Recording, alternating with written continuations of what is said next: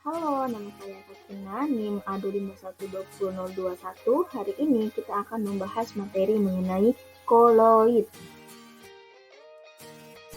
Sebelum kita lanjut ke materi, perlu teman-teman ketahui tujuan dari pembelajaran materi koloid ini yaitu yang pertama, menjelaskan pengertian koloid, kemudian yang kedua, mengelompokkan jenis koloid. Koloid adalah campuran heterogen dari dua zat atau lebih di mana partikel-partikel zat berukuran antara 1 hingga 1000 nanometer terdispersi atau tersebar merata dalam medium zat lain. Zat yang terdispersi sebagai partikel disebut fase terdispersi, sedangkan zat yang menjadi medium mendispersikan partikel disebut medium pendispersi. Secara makroskopis, koloid terlihat seperti larutan, di mana terbentuk campuran homogen dari zat terlarut dan pelarut. Namun secara mikroskopi terlihat seperti suspensi, yakni campuran heterogen di mana masing-masing komponen campuran cenderung saling memisah. Jenis-jenis koloid. Sistem koloid dapat dikelompokkan berdasarkan fase terdispersi dan fase pendispersinya. Berdasarkan fase terdispersi, jenis koloid ada 3. Yang pertama sol, fase terdispersi padat. Yang kedua emulsi, fase terdispersi cair. Dan yang ketiga buih, fase terdispersi gas. Koloid dengan fase pendispersi gas disebut aerosol. Berdasarkan fase terdispersi dan pendispersinya, jenis koloid dapat dibagi menjadi 8 golongan, seperti pada tabel yang sedang teman-teman lihat. Sifat-sifat koloid. Yang pertama, efek Tyndall. Ketika sebuah cahaya diarahkan kepada larutan, cahaya akan diteruskan. Namun, ketika berkas cahaya diarahkan kepada sistem koloid, cahaya akan dihamburkan. Efek penghamburan cahaya oleh partikel koloid ini itulah yang disebut efek Tyndall. Efek Tyndall dapat digunakan untuk membedakan sistem koloid dari larutan. Penghamburan cahaya ini terjadi karena ukuran partikel koloid hampir sama dengan panjang gelombang cahaya tangkap, di mana 400 hingga 750 nanometer. Yang kedua, gerak Brown. Secara mikroskopis, partikel-partikel koloid bergerak secara acak dengan jalur patah-patah atau zigzag dalam medium pendispersi. Gerakan ini disebut oleh terjadinya tumbukan antara partikel koloid dengan medium pendispersi. Gerakan acak partikel inilah yang disebut dengan gerak Brown. Gerak Brown membantu menstabilkan partikel koloid sehingga tidak terjadi pemisahan antara partikel terdispersi dan medium pendispersi oleh pengaruh gaya gravitasi. Yang ketiga yaitu absorpsi. Partikel koloid dapat menyerap partikel-partikel lain yang bermuatan maupun tidak bermuatan pada bagian permukaannya.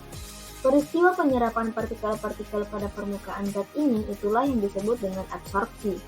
Partikel koloid dapat mengabsorpsi ion-ion dari medium pendispersinya sehingga partikel tersebut menjadi bermuatan listrik.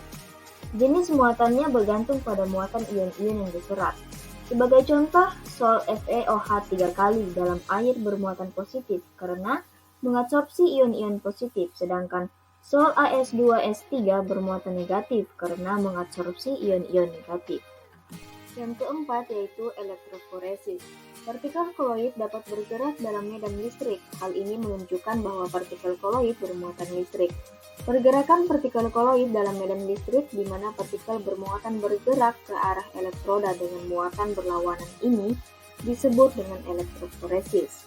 Koloid bermuatan positif akan bergerak ke arah elektroda negatif, sedangkan koloid bermuatan negatif akan bergerak ke arah elektroda positif.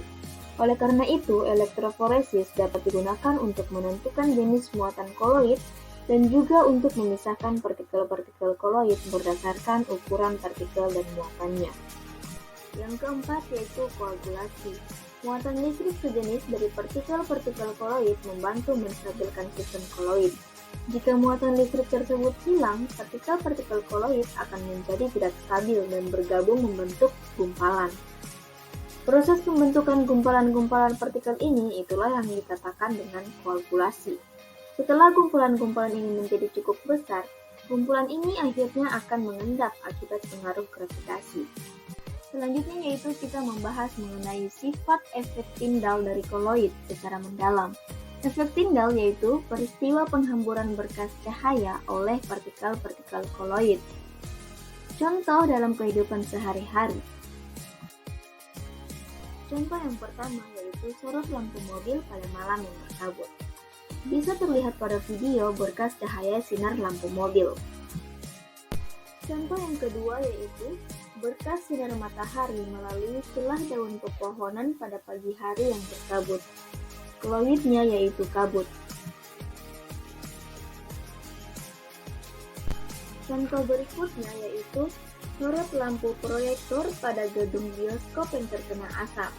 Bisa kalian lihat pada video berkas cahayanya mengenai koloid asap.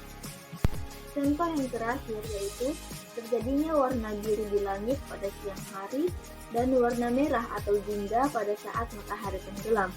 Itu juga merupakan penerapan dari efek tindal dalam alam kita. Setelah melihat materi mengenai koloid tadi, jawablah soal berikut dengan singkat dan jelas.